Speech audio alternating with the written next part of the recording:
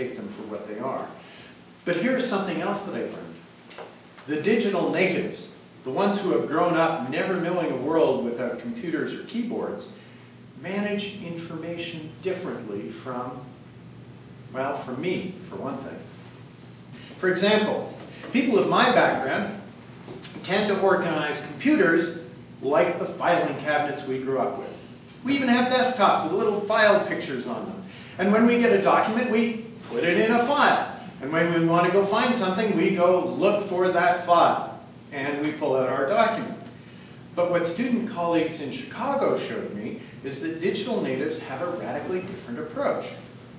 Instead of orderly files, they, and here comes an inaccurate visual metaphor, they pile every piece of information on the computer floor.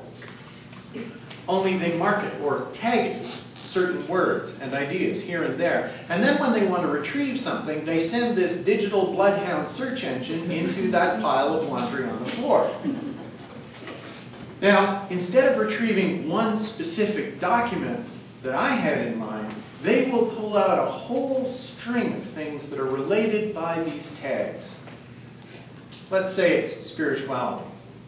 These connected pieces are different, but they train young people to see informational relationships, the relationship between bits of information, much more intuitively than we ever did. They look up spirituality and they might find the chalice lighting words that I was looking for, but they'll also find a song, a prayer, maybe someone's sermon, some Buddhist references to practice, and a really cool YouTube video. They pull up the whole service. They also process information much more quickly. These days, and I'm not talking about any specific age group now, typical web articles lose 50% of their readership if you have to go to a second page. So if you have a 6-page sermon, by the time you get done, you're down to like 5% of the people you started with. Video clips longer than 3 minutes get significantly fewer viewers, unless they are really, really good, and usually really, really funny. As a novice blogger, I've learned that I have to now post my ideas in 500 words or less, or 90-second video clips or less. Of course, I'll include links to longer articles for the dedicated who really want to research something, but the reality is we must get our ideas across in this online universe in a condensed form. People are less concerned with footnotes and proofs than they are with the core kernel idea that you're talking about. That's why Rick Mercer's rants are so incredibly popular. Okay, they're also very good.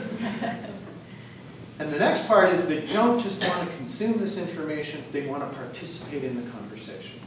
They want a chance to comment or to retweet it or to send it around. And this implies change for religious leaders, and maybe for some Sunday service styles too. Philip Clayton is an American theologian writing on how church leadership roles are changing in what he calls the Google world. He writes, "The new Christian leader is a host, not an authority who dispenses settled truths and wise words. Above all, they remind me of a great hostess. She makes guests comfortable. She anticipates their needs. She matches folks up and gets conversation started, although she doesn't necessarily place herself in the middle of each one. She leads by example, often establishing an atmosphere or an ethos that fosters deep sharing. I cannot think of a better model of leadership in the church after Google." That's a good point.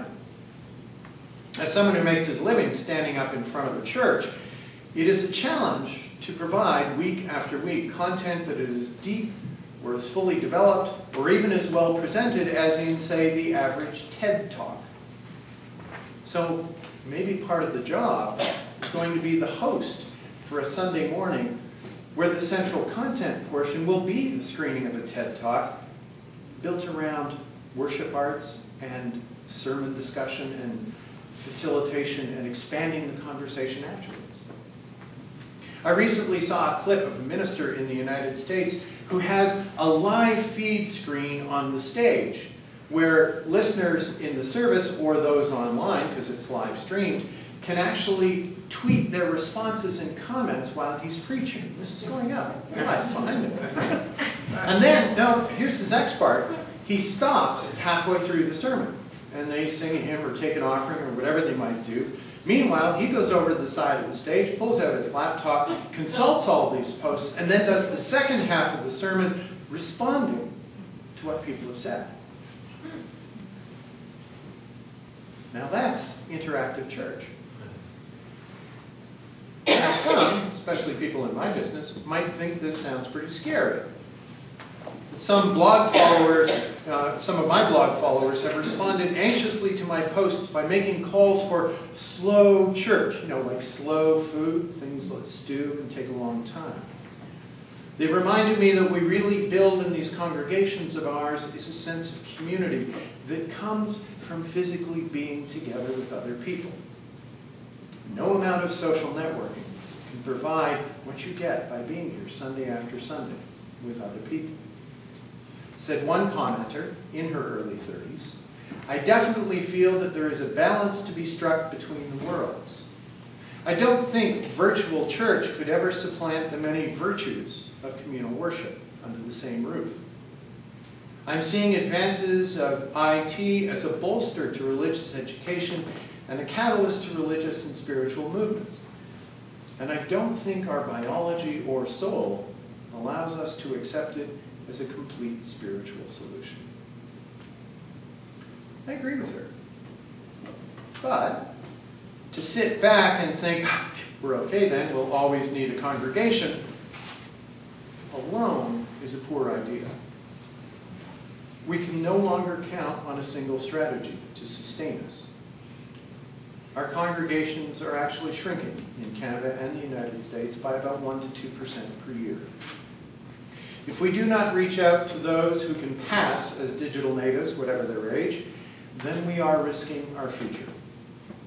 If they do not know how to get to us now, if they cannot find us and work us into their lives now in some way, then they won't start looking for us when they start feeling that need to be with other people.